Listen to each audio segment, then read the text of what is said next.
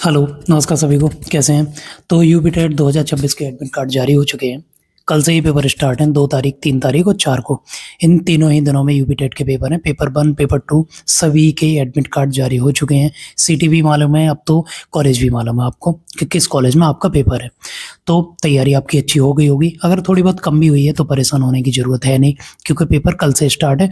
और फिर क्या होता है कि जितनी तैयारी आपकी हुई होती है उतनी काफ़ी होती है। कभी-कभी हम थोड़े से घबराए हुए होते हैं या कुछ भी, लेकिन तैयारी इतनी काफ़ी है।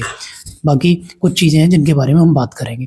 कुछ चीज़ें जिनका आप ध्यान रखना है, बाकी आपको पता सभी होता है, पेपर आप लोग ऑलरेडी देते रहते हैं, कितने सारे आपने पेपर दिए हैं ऑनलाइन, ऑफलाइन। थोड़ी-सी कुछ चीज़ें हैं जिनके बारे में बात कर लेते हैं। सबसे ज़्यादा एक ऐसी चीज़ है जिसको लेके सभी बच्चे या कहें तो सभी मेरे दोस्त परेशान हैं, ई-केवाईसी को लेके। जिनके एडमिट कार्ड पे ई-केवाईसी परीक्षा केंद्र पर करने के लिए जो आ रही है ना, ई-केवाईसी रिक्वायर्ड आ रही है, उसके बारे में सब परेशान हैं। ज़्यादा परेशान होने की ज़रूरत नहीं है। होता क्या है, कभी-कभी जब बहुत लार्ज नंबर होता है ना, एडमिट कार्ड बनाने होते हैं या फिर उनके बेसिस पे उनके रजिस्ट्रेशन हो रहे होते हैं, उस टाइम पे क्या होता है, कुछ के आधार कार्ड मिसिंग हो जाते हैं और डाटा में उनका अच्छे से मैचअप नहीं हो पाता है। तो क्या करते हैं, वो ई-केवाईसी रिक्वायर्ड लिख दिया उन्होंने। अब जब आप एग्ज़ाम सेंटर पे जाएँगे, वहाँ अपना आधार कार्ड ज़रूर लेके जाना। आधार कार्ड ही लेके जाना और कोई आईडी प्रूफ मत लेके जाना, मेरी मानो तो। आधार कार्ड लेके जाना, टाइम से थोड़ा पहले पहुँच जाना। जाके एक बार आप उनको दिखा देंगे, तो वो क्या करेंगे, आपके फिंगरप्रिंट ले लेंगे और वहाँ पे ई-केवाईसी आपकी कर दी जाएगी। जो आपके रजिस्ट्रेशन नंबर या रोल नंबर से आपको उसी तरीके से वो उसको ऐड कर लेते हैं, तो वो हो ही जाएगी आपकी वहाँ पे। परेशान होने की ज़रूरत नहीं है। इसको लेके कुछ लोग परेशान थे, जिसके पे ये लिख के आ रहा है, उसको ध्यान रखने की ज़रूरत है। हाँ, थोड़ा पहले इसलिए पहुँच जाना क्योंकि ज़रूरी नहीं है सिर्फ़ आपके पे लिख के आ रहा हो, कई बच्चों के पे ये लिख के आ रहा होगा। तो क्या है कि वहाँ हो सकता है आपके सेंटर पे कई सारे ऐसे लोग हों, जिनके पे ये लिखा होगा, तो उनको करने में फिर टाइम भी लगेगा। पहले पहुँच जाएँगे टाइम से तो और भी अच्छा रहेगा। वैसे भी 45 मिनट पहले पहुँचने का टाइम तो उन्होंने ऑलरेडी उसमें लिख के ही दिया हुआ है।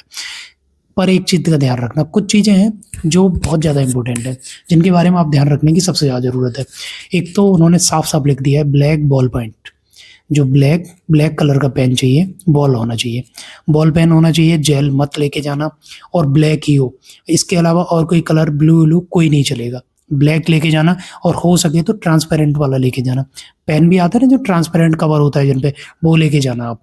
ध्यान रखना, क्या होता है, रीट की परीक्षा में क्या किया था कि पेन के साथ-साथ वो ये भी देख रहे थे कि पेन ट्रांसपेरेंट भी हो। तो पेन देख लेना, ब्लैक ही लेके जाना, बॉल होना चाहिए, थोड़े मोटे पॉइंट का लेने जाना, जिससे जब आप गोले भरेंगे ना तो उससे आपको ईज़ी रहेगा। दूसरा नंबर क्या है कि 3 फ़ोटोग्राफ आपके जो अभी रिसेंट के 3 फ़ोटोग्राफ लेके जाना, 1 तो ज़्यादा ही रख ले जाना। पासपोर्ट साइज़ के फ़ोटोग्राफ आपके होने चाहिए, रख के ले जाने की ज़रूरत है। 1-2 ज़्यादा रख के ले जाना, उसमें कोई दिक्कत नहीं है। नंबर तीसरा पॉइंट है ई-केवाईसी वाला, जो मैंने आपको बता ही दिया। चौथा क्या है, टाइम से पहले पहुँच जाना। 45 मिनट पहले पहुँचने का उन्होंने टाइम दिया है। हो सके तो आप और पहले पहुँच जाना, क्योंकि जब एग्ज़ाम का दिन है ही आपका, आपको मालूम है कि एग्ज़ाम मेरा आज होना ही है। 1-2 घंटे पहले पहुँच जाओगे तो क्या हो जाएगा, पहुँच जाओगे, टाइम से पहुँचोगे, थोड़ी घबराहट कम होगी। एंड टाइम पे पहुँचोगे, जल्दी-जल्दी में एंट्री करोगे तो आप थोड़े से परेशान रहोगे उस टाइम पे। और पेपर के दिन क्या होता है, वैसे भी ऑलरेडी कितनी सारी टेंशन होती है, आप थोड़े से भी घबराए हुए रहते हैं, तो पेपर खराब होने के चांस 1-2 नंबर अपने आप खराब हो जाता है। ध्यान रखना, ज़्यादा पैनिक करने की ज़रूरत नहीं है, टाइम से पहले पहुँचो, आराम से नाश्ता करके जाओ, बढ़िया से पेपर दो, पेपर अच्छा ही आएगा, ऐसी कोई दिक्कत नहीं है। आपने जितना पढ़ा है वो पर्याप्त है, कहीं से भी पढ़ा है इसके बारे में मैं नहीं कह रहा हूँ, लेकिन हाँ, जितना आपने पढ़ा है उस पे थोड़ा कॉन्फिडेंस रखो, पेपर आपका अच्छा ही होगा। और लास्ट पॉइंट कौन सा है, 45 मिनट का उन्होंने इसमें टाइम दिया हुआ है, जिससे पहले आपको पहुँचना ही पहुँचना है। तो क्या है, ये रूल्स हैं। बाकी के रूल्स आपको वही सिंपल से रूल्स हैं जो सब में होते हैं। कैलकुलेटर अलाउ नहीं है, घड़ी अलाउ नहीं है। ड्रेस कोड की कहें तो नॉर्मल ड्रेस कोड है, जो आप नॉर्मल पहनते हैं उन्हीं कपड़ों के पहन के जाना। थोड़ा ज़्यादा टिप टाप करके जाने की ज़रूरत नहीं है। पेपर देने जा रहे हो तो पेपर देने ही जाना। लेकिन हाँ, एक चीज़ ध्यान रखना, 150 नंबर का पेपर है, 150 ही मिनट है, यानी कि 2.5 घंटे है। इसको आप अच्छे से करना, क्योंकि इसमें नेगेटिव मार्किंग तो है नहीं। पेपर का एक भी क्वेश्चन छोड़ के आने की ज़रूरत नहीं है आपको, पूरा पेपर फुल करके आना। 150 में से 150 का। और ओएमआर सीट कैसे भरनी है, ओएमआर सीट भरने का एक चीज़ का ध्यान रखना अपना, कि गोले ना बड़े ठीक से भरना।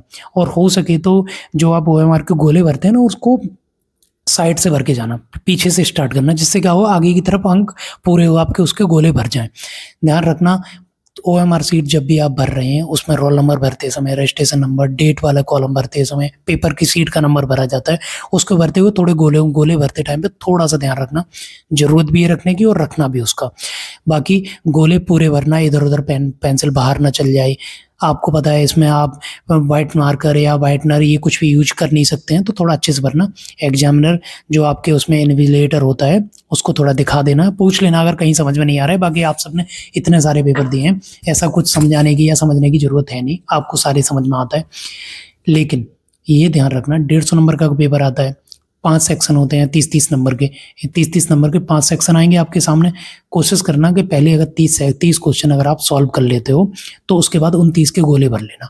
ऐसा बिल्कुल मत करना, 30 कर लेना, 20-20 के बना लेना जैसे आपको ठीक लगे। लेकिन ये मत करना कि सारे गोले आप खाली पहले रखे रहो, पहले पेन उस पे पेपर पे थोड़ा थोड़ा टिक मारते रहो। टिक मारना अलाउ होता है, हल्का सा पॉइंट लगा सकते हो आप टिक मारते रहना। 30 क्वेश्चन एक बार में ऐसा मत करना कि एंड में जाके सारे गोले भर रहे हो। कभी कभी क्या होता है टाइम इतना नहीं बचता है आपके पास कि एंड में गोले भरे जा सके। बाकी गोले हमेशा ऐसे ध्यान रखना कि गोले टाइम से 30 क्वेश्चन सॉल्व करो, उनके गोले भर लो, फिर 30 करो, उनके गोले भर लो। ऐसे करके सॉल्व करना, छोड़ना तो वैसे भी नहीं है।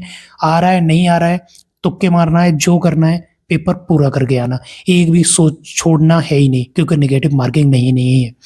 नॉर्मलाइजेशन की बात हो रही थी, मैं बताऊं टेट के एग्जाम में नॉर्मलाइजेशन होता ही नहीं है। क्यों नहीं होता है? क्योंकि इसमें चल ही नहीं पाता। इसमें क्या है कि ये ना, ऐसा तो है नहीं कि ये जॉब वाला पेपर है। इसमें क्या है कि जितने बच्चे पास हो जाए, जितने बच्चों ने फॉर्म भरा है, अगर सभी बच्चे 90 नंबर से ऊपर लेके आ जाते सब पास हो जाएंगे। जॉब के पेपर में क्या होता है, उसमें 1 नंबर से भी दिक्कत होती है, या आज किसी का पेपर है या फिर 10 दिन बाद दूसरे बच्चे का पेपर है, तो इनके बीच में ना उस बच्चे को तैयारी करने का ज़्यादा मौका मिल गया। आजकल ऑनलाइन रिसोर्सेज हैं, तो उसको पेपर का पैटर्न भी समझ में आ गया। टॉपिक कभी कभी पता होता है, डिक्लेयर हो जाते हैं, ऑनलाइन पता चल जाता है। यूट्यूब पे टीचर्स होते हैं, बड़े बड़े चैनल्स हैं यूट्यूब वाले हैं टीचर्स, वो क्या करते हैं पेपर डिस्कस करवा देते हैं, तो बच्चे उससे टॉपिक उठा लेते हैं। तो उन बच्चों के लिए नॉर्मलाइजेशन लगना अच्छा भी रहता है और जरूरी भी है। बाकी यूपी टेट के या रीट के या सी टेट के इन पेपरों में नॉर्मलाइजेशन लगना बिल्कुल ही जरूरी नहीं, और नहीं भी लगेगा। कह जरूर रहे हैं लेकिन लगेगा नहीं, उससे कोई फर्क नहीं पड़ेगा। 150 नंबर का पेपर पूरा आप करके आना, तैयारी थोड़ी अच्छी रखना, और ध्यान रखना पेपर पेंसिल लेके जाना, आईडी कार्ड जरूर अपना लेके जाना, आधार कार्ड लेके जाना, और एक और आईडी कार्ड लेके जाना। साथ में उसका फोटोकॉपी 2 कॉपी कम से कम लेके जाना। आधार कार्ड लेके जा रहे हो तो आधार कार्ड की 2 कॉपी, और हो सके तो 2 आईडी प्रूफ लेके जाना। होता क्या है कभी कभी एक आईडी प्रूफ, अगर कोई दिक्कत आ रही है तो दूसरा आईडी प्रूफ आप लगा सकते हो। KYC जिसके में लिख के भी आ रहा है उसको आधार कार्ड ही लेके जाना, बहुत ईजी रहेगा आपके लिए। आधार कार्ड लेके जाएंगे, फिंगरप्रिंट लगाएंगे, तुरंत KYC आपका वहाँ पे हो जाएगा। थोड़ा ध्यान रखिए, तैयारी ज़्यादा परेशान होने की ज़रूरत है नहीं, जितनी आपने तैयारी करी पर्याप्त है इतनी इस पेपर को पास करने के लिए। पेपर बन चुका है, आने वाला है आपके सामने, बस 2-1 कल आ जाएगा, परसों आ जाएगा, आपके सामने ही है पेपर। अच्छे से पेपर को करिएगा, ध्यान रखिए, पेपर पूरा करके आइए। Good luck, thank you.